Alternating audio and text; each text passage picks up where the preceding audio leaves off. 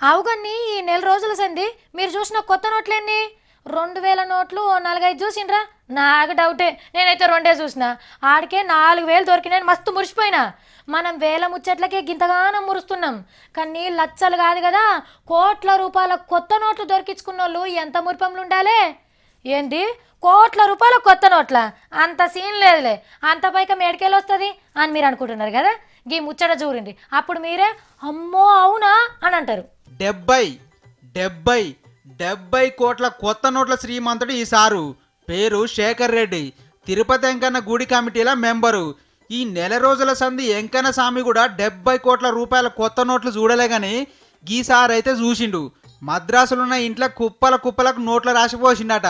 మరి గిన్నిగానం నోట్లు ఒక్కతానుంటే కొత్త నోట్ల ఆసన రాదా? మరి 60 మంది ఇన్కమ్ ట్యాక్స్ ఆఫీసర్లు ఇంటి మీద పడితే 90 కోట్ల రూపాయలు దొరికినాయట. 100 కిలోల బంగారం కూడా బయటపడ్డది. 90 కోట్లలో 70 కోట్ల రూపాయలు 2000 నోట్ల కట్టలు బస్తాలు కట్టి మూలకేసిండట.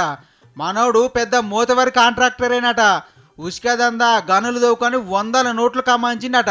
మరి ఏ బ్యాంక్ మేనేజర్ కమిషన్ కక్కుర్తి పడ్డాడో పెద్ద బ్యాంకులకెళ్ళి పైకం రాగానే బస్తాలు నింపి అన్నోళ్ళ ఇంటికి పంపినట్టుండు.